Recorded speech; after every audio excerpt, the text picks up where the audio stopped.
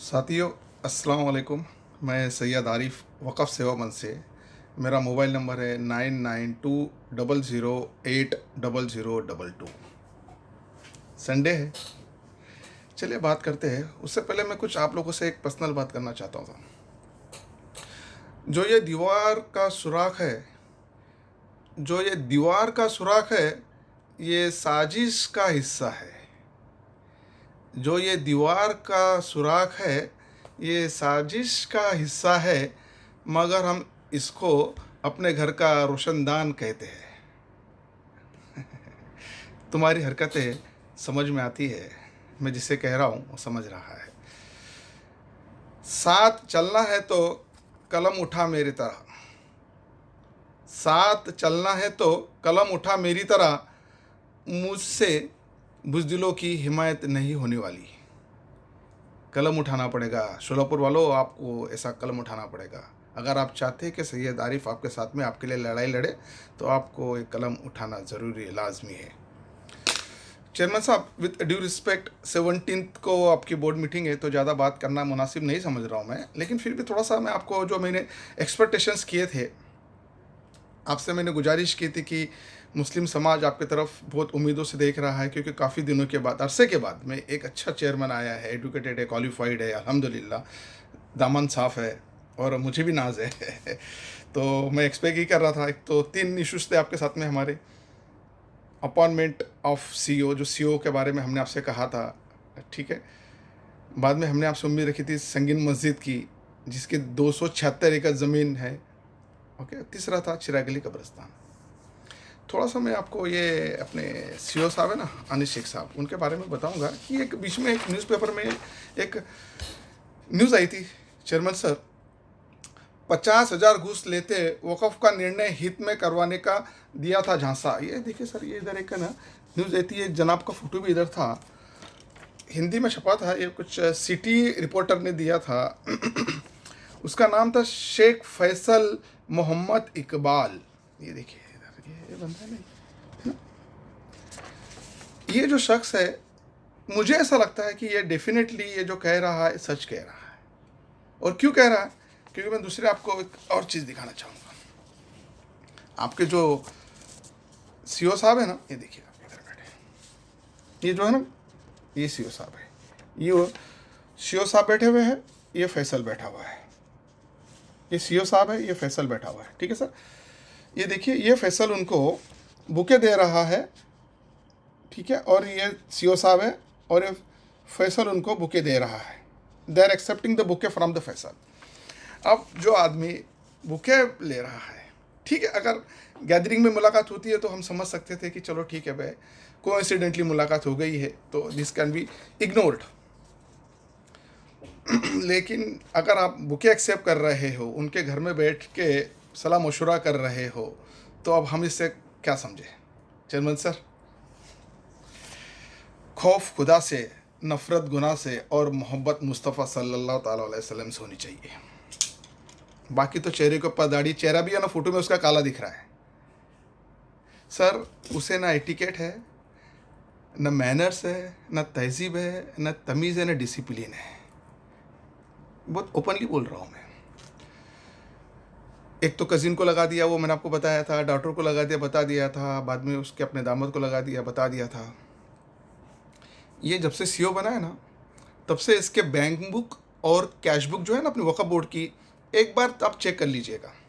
मेरा दावा है, दावा, मैनिपुलेशन और फ्रॉड बहुत हुआ है। मेरे पास में कुछ बिल्स आए हैं जो बोगस है, फेक है। उन लोगों से मैंने एफिडेविट ले लिया है, जहाँ सबूत देना है मैं ज़रूर दूंगा। चेयरमैन साहब, इसमें आपका नाम बदनाम होने वाला है, क्योंकि आपके चेयरमैनशिप के अंदर ये फ्रॉड और ये मैनिपुलेशन हो रहा है। अमाउंट बहुत ज़्यादा है, क्वांटम बहुत ज़्यादा है। छोटा मोटा रहता तो मैं भी नहीं बोलता, इग्नोर कर दिया होता। Quantum is more than 50 lakhs. अब आपको डिसाइड करना है। ये आदमी ने ब्लैकमेल करने का धंधा शुरू किया है, बिल्कुल। एक लेटर तो मैंने आपको बताया था संगीन मस्जिद का, दूसरा एक लेटर बताता हूँ, मैं बता रहा हूँ सिर्फ चेयरमैन सर, आप उसको सिर्फ तहकीकात करने तक रखिएगा। ये आपका लोगो है ना सर? ये इधर डेट भी है, डेट है ना, ठीक है। अब किससे रिलेटेड है मैं नहीं बताऊंगा, लेकिन लास्ट पैराग्राफ पढ़ूंगा मैं। Excuse me. लेटर इशू करने वाले कौन है? लेखा अधीक्षक, महाराष्ट्र राज्य वक्फ मंडल औरंगाबाद। ये उनकी सिग्नेचर भी है ना, ये ठीक है सर। लास्ट पैराग्राफ में पढ़ रहा हूँ, बहुत इंपॉर्टेंट है। और क्या ये लेखा अधीक्षक को ये जुरिडिक्शन है, ये पावर है? अगर नहीं है तो किसके कहने पे इन्होंने किया, ये लेटर इशू किया है, ये आप तहकीकात कीजिएगा। अगर एफआईआर कर दिया ना इस लेटर के ऊपर तो गलत होगा, बदनामी होंगे चेयरमैन सर। पढ़ता हूँ मैं पैराग्राफ। वक़फ़ अधिनियम 1995च्या कलम 52A नुसार, कलम 52A पेनल्टी बोर्ड का पावर है, सीओ को भी पावर नहीं है। और ये साहब बोल रहे हैं, ये साहब क्या बोल रहे हैं? वक़फ़ अधिनियम 1995च्या कलम 52A नुसार वरील कृत्य फौजदारी स्वरूपाचा गुन्हा असून भ.द.वी. कलम 408 अन्वय दाखल पात्र व कैदीची शिक्षेची तरतूद असलेला गुन्हा आहे। ये सामने वाले को डरा रहे हैं, धमका रहे हैं। हां तेव्हा प्रकरणातील वक़फ़ अधिनियम 195 कलम 65 नुसार उक्त मालमत्ता ताब्यात घेण्यासाठी आपल्या विरुद्ध कायदेशीर कारवाई का करण्यात येऊ नये याबाबतचे आपले लेखी उत्तर कागदपत्रासह या कार्यालयात सादर करावे। हु आर यू यार? Who are you? Who has permitted you? Is it your jurisdiction that लेखा अधीक्षक is nothing but account officer, और जो भी है वो उसका जो पोर्टफोलियो है वो अकाउंट से रिलेटेड है। ये लेटर कैसा इशू कर सकता है सर वो 52A का? और ब्लैकमेलिंग नहीं है तो क्या सर ये? Chairman sir, with due respect and humbly requesting you, please, such type of things shall not be permitted in the society. To be very honest, पैसे कमाने का नज़रिया बहुत अलग होना चाहिए। इस तरफ से ब्लैकमेल करने कर शुरू करेंगे सर, और ये आप ही के पीरियड का सर, ये आप समझ रहे हैं ना, आप ही के पीरियड का। मैं कभी नहीं कहूँगा, कतई नहीं कहूँगा कि आप भी इस लेटर के अंदर शामिल हो, नहीं, मुझे पता है, मेरा एतमाद है कि आप नहीं इसके अंदर, नो। लेकिन आपके चेयरमैनशिप के अंदर अगर ऐसे लेटर निकल रहे हैं तो what is the control of the chairman on the Waqf board? Don't they deserve to be suspended? Why the inquiry has not been initiated against all those people who has been used their power illegally without holding the jurisdiction? आप तो मेरे correspondence बहुत अच्छी तरह से अल्हम्दुलिल्लाह देख रहे हैं, जहाँ तक मैं समझ रहा हूँ। लेकिन अगर नहीं देख रहे हैं तो आई एम वेरी सॉरी।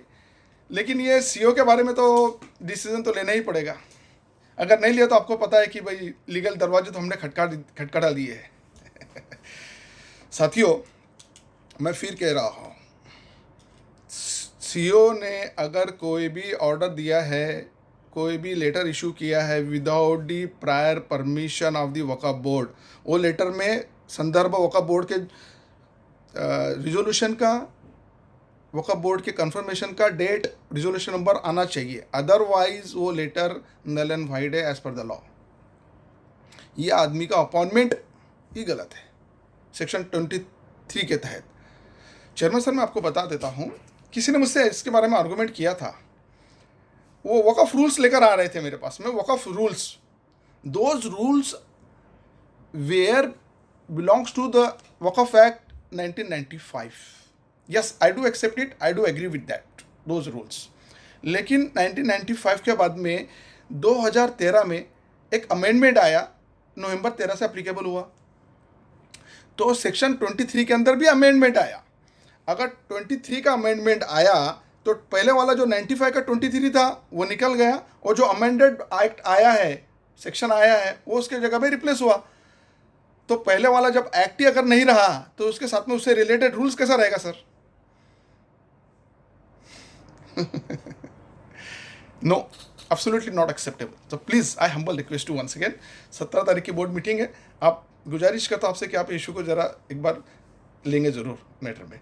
और मैंने आपको रिकमेंड किया था सर कि वो मेरे पास नाम हो गया, ऑलरेडी गए हैं।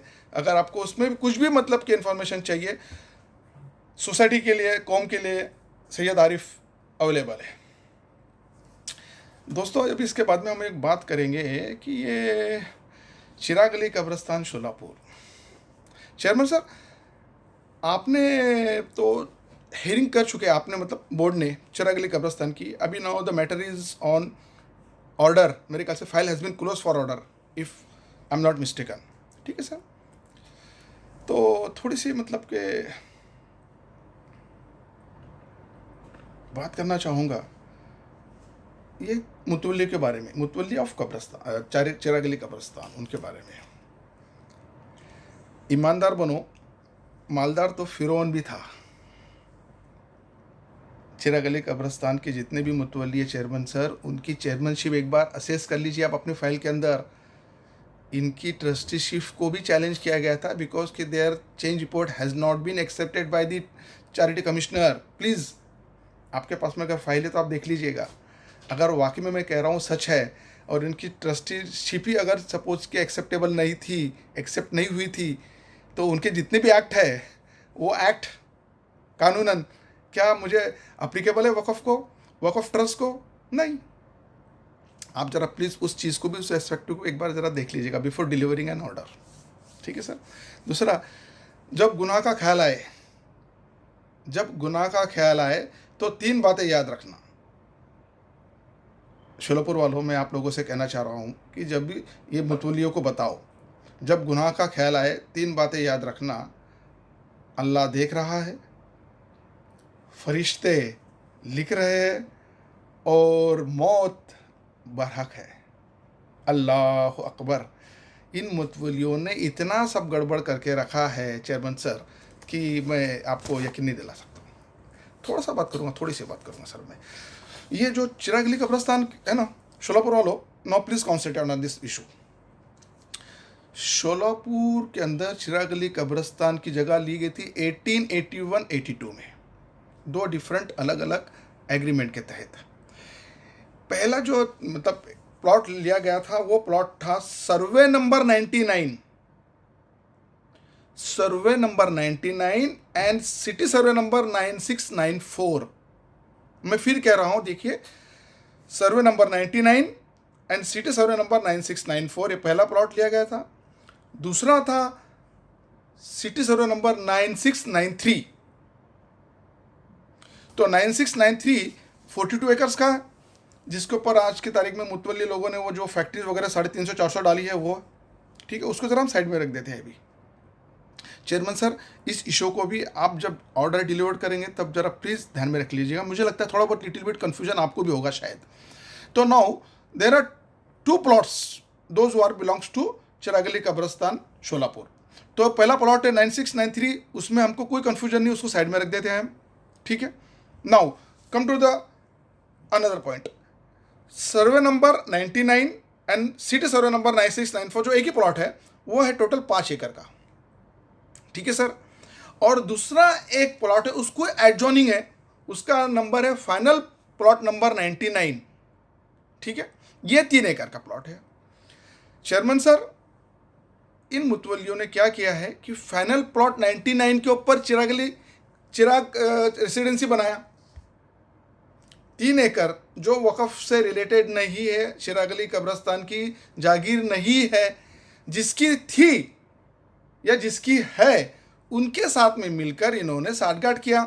3 एकड़ का प्लॉट लिया, 5 एकड़ का प्लॉट उनको दिया, क्योंकि वो जो 5 एकड़ का प्लॉट है जिसका सर्वे नंबर 99 है, सिटी सर्वे नंबर 9694 है, वो आज की तारीख में जो 5 एकड़ का है आज की तारीख में है एक शीला देशमुख करके मैडम उनके कब्जे में है, उनके पत्रे वगैरह शेड वगैरह लगे हुए हैं। और जो फाइनल प्लॉट है 99 जो 3 एकड़ का है, ये मुतवल्लियों ने वो शीला देशमुख से लिया और उसके ऊपर चिराग रेसिडेंसी बनाई, जिसके ऊपर 56 फ्लैट्स हैं, 16 दुकानें हैं।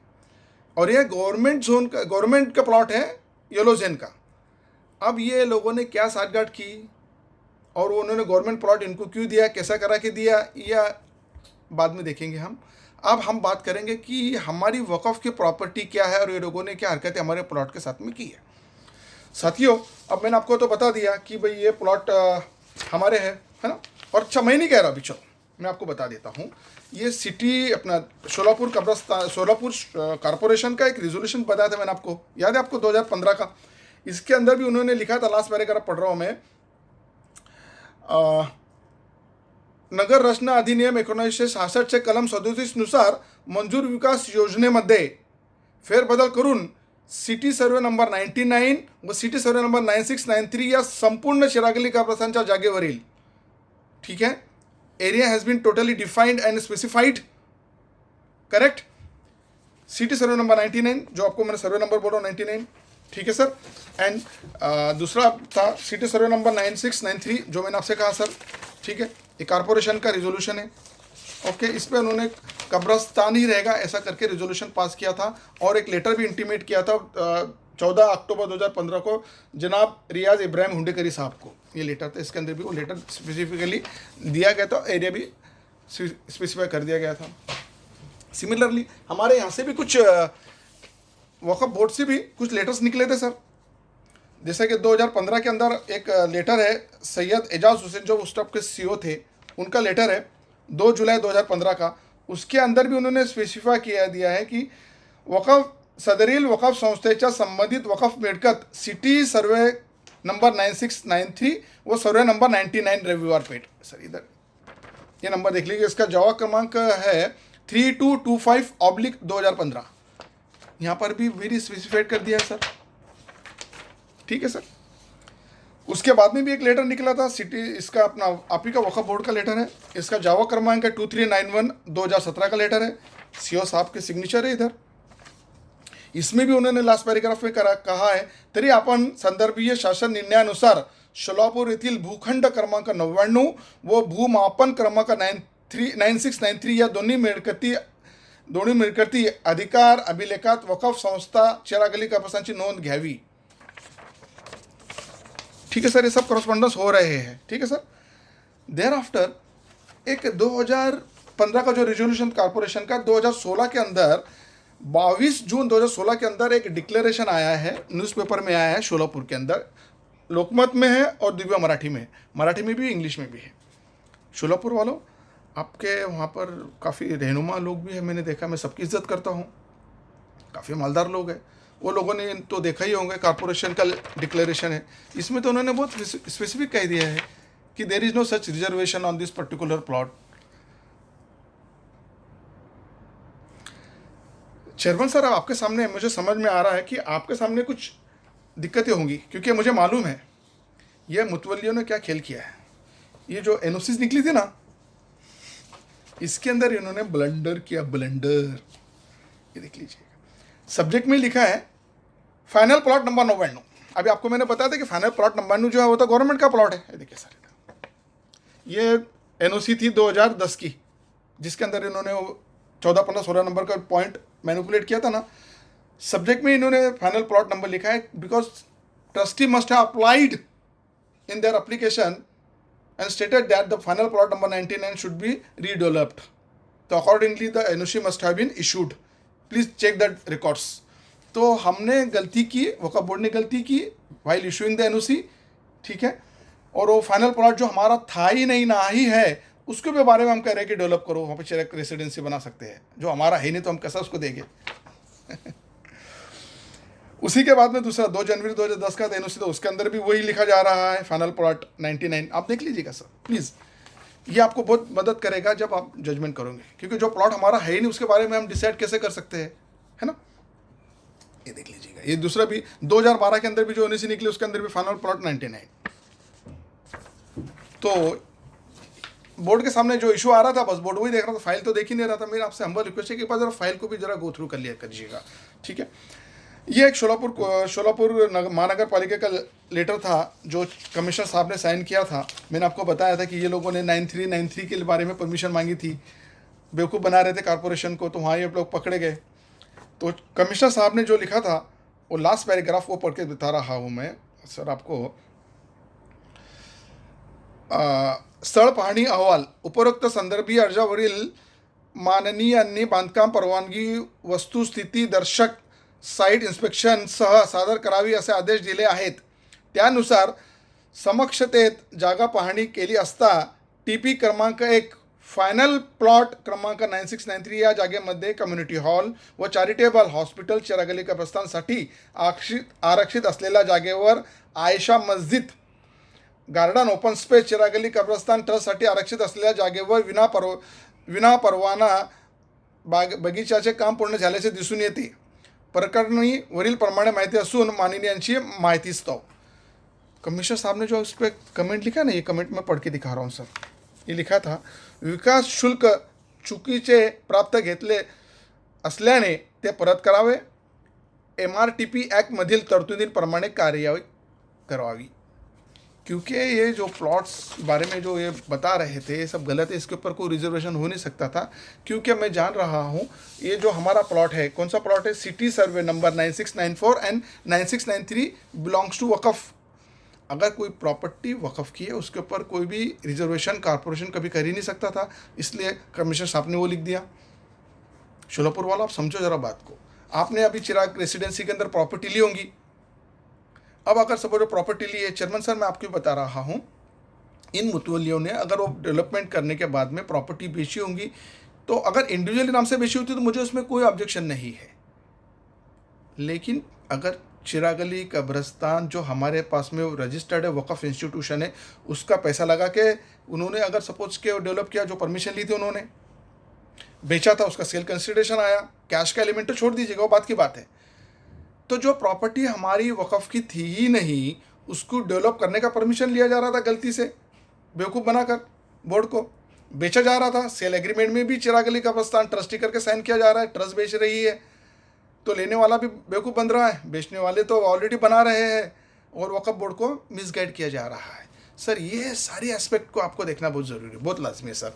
मैं आपसे हम्बल रिक्वेस्ट करता हूँ सर, अगर हम ये सब चीज़ नहीं देखें तो कौन देखेगा. और आपकी जिम्मेदारी being a chairman, because you have been elected as a Waqf chairman by choice, not by chance, and therefore we have high respect and high regards from you sir, to be very honest sir. मैं लोगों से कहना चाहूँगा कि आदमी तो सब बनकर आते हैं दुनिया के अंदर, लेकिन थोड़ा इंसान बनने की कोशिश करो. इतना बड़ा मैनिपुलेशन है, इतना बड़ा फ्रॉड है सर इसके अंदर, तो मैं रियली बता रहा हूँ SIT बिठाने की ज़रूरत है. बहुत ऑनेस्टली बता रहा हूँ मैं. इसके अंदर सर कुछ कॉरपोरेशन के लोग इन्वॉल्व हैं, मुतवली लोग इन्वॉल्व हैं, कुछ इनके दलाल इन्वॉल्व है. इसके अंदर तो मोको का भी बैठेगा. शोलापुर वालों, आप लोगों को मैं बता दूं मेरे बारे में, बीड डिस्ट्रिक्ट के अंदर एक आष्टी करके थोड़ा सा तालुका है, वहाँ पे चिंचपुर करके एक छोटा सा कस्बा है. वहाँ पर वक़फ़ की जगह थी कुछ 72 एकड़ ज़मीन, जो हमारी वक़फ़ के अंदर रजिस्टर्ड भी नहीं थी, लेकिन वहाँ पर दरगाह और मस्जिद को दी गई थी. तो वहाँ के कुछ मैनेजर लोग उसको बेचने की कोशिश कर रहे थे.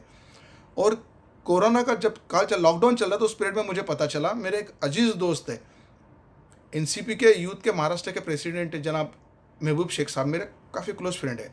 उन्होंने मुझे लॉकडाउन में बोला कि आरिफ भाई ये ऐसा हो रहा है, तो इसमें भी क्या करना है.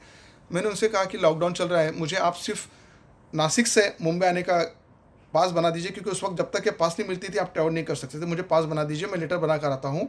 हम जो इसके मिनिस्टर थे नवाब मलिक साहब, उनके पास में जाते हैं और उसको मतलब कि कोशिश करते रुकाने की. तो हमने एक पर्टिकुलर डे फिक्स किया, लेटर बनाए, हम गए, और अल्हम्दुलिल्लाह मैं तारीफ़ कर रहा हूँ, उस वक्त जनाब नवाब मलिक साहब ने इमीडिएटली उसके ऊपर एक्शन लिया और उन जो लोग बेच रहे थे उन लोगों को अटक करवाई. इम्पोर्टेंट फैक्टर बता रहा हूँ मैं. वो जो ज़मीन थी, वो ज़मीन को खालसा करने वाले लोग, रेवेन्यू के जो लोग थे, मोर पर्टिकुलरली वहाँ पे जो एडिशनल कलेक्टर थे प्रकाश आगो पाटिल, मेरे ख्याल से पहले FIR के अंदर तो जो मैनेजर था उनका नाम था, लेकिन जैसा मुझे पता चला कि रेवेन्यू के लोग भी इन्वॉल्व है, तो मैंने एक सब्सिक्वेंट एक एप्लीकेशन लगाया कि भी इसमें रेवेन्यू के लोग भी इन्वॉल्व है, तो इन लोगों को भी ऐड किया जाए एज आरोपी. मेरे एप्लीकेशन के अंदर रिस्पेक्टेड पुलिस स्टेशन ने उन लोगों को आरोपी बनाया और प्रकाश आगो जो एडिशनल कलेक्टर थे उनको अरेस्ट करवाई गई और उनको महाराष्ट्र गवर्नमेंट की नौकरी से सस्पेंड करा दिया गया. चेयरमैन सर, वही चीज़ मैं चाहता हूँ, उम्मीद रखता हूँ कि हमको चिरागली कब्रस्तान में अप्लाई करना पड़ेगा, क्योंकि यहाँ पर भी ये सब जो जगलेरी हुई है ना, मैं आपको क्यों बता रहा हूँ सर, क्योंकि आपसे कोई गलत ऑर्डर नहीं निकले, इसके लिए मैं आपको सब ये जो फैक्ट से आगाह करा रहा हूँ सर, ताकि आपके पास में जो जजमेंट आए वो क्लियर आए और सही आए. क्योंकि जो इन्फॉर्मेशन आपको सामने रखी जाएंगी वही इस इन्फॉर्मेशन के तहत आप डिलीवर करोगे आपका जजमेंट. तो वैसे ही कॉरपोरेशन के पास में ये लोगों ने इन्फॉर्मेशन दी होंगी, गलत दी होंगी, और वो लोग भी डायरेक्टली और इनडायरेक्टली अगर इन्वॉल्व है तो they must have to be suffered. और मैं चाहूँगा कि इन लोगों के ऊपर भी मोकोका लगे, जैसा हमने उधर भी डिमांड किया है, क्योंकि संघ मताने केलेला गुन्हा है यहाँ, किसी एक ने नहीं किया है, संघ मताने 4 से ज़्यादा लोगों ने एक मिलकर अगर प्रॉपर्टी के साथ में खिलवाड़ की है तो they must be book under the MCOCA. साथियों, मैं इतना आप लोगों को बताते हुए आप लोगों से विदा लेता हूँ। यार, आजकल की जो हालात है, हालात को देखते हुए मैं आप लोगों से कहूँगा, मुसलमानों, आपको शायद पता नहीं है, लेकिन मैं आपको बताना चाहूँ कि हमारे मुल्क के अंदर जो ज़मीन है ना, उस ज़मीन में major holding government of India की है, जिसके अंदर डिफेंस आता है एंड रेलवे आता है। इन दोनों डिपार्टमेंट के बाद में मैक्सिमम लैंड होल्डिंग अगर किसी के पास में है तो वक़फ़ के पास है। अल्हम्दुलिल्लाह। जस्ट इमेजिन करो कि उस ज़मीन का हम सही से अगर इस्तेमाल कर ले तो हमको ना ऑटो चलाने की ज़रूरत पड़ेगी, ना पंचर जोड़ने की ज़रूरत पड़ेगी, ना किसी के पास में भीख मांगने की ज़रूरत पड़ेगी। कोरोना के पीरियड में मैंने देखा है, हमारे भाई लोग ऑक्सीजन के लिए मर रहे थे, देखा है, मैंने अपने आंखों से देखा है। हमारी माँ बहनें क्वारंटाइन के लिए रास्ते पर सो रही थी, मैंने देखा है। इतनी जगह, इतनी प्रॉपर्टी होने के बाद में अगर हम रास्ते पे सो रहे हैं, और आज भी हमारे लोग ऑटो चलाते हैं, पंचर जोड़ने का काम कर रहे हैं, कारागिरी कर रहे हैं, तो फिर हमसे बड़ा बेवकूफ़ इंसान कौन हो सकता है? जागो यार।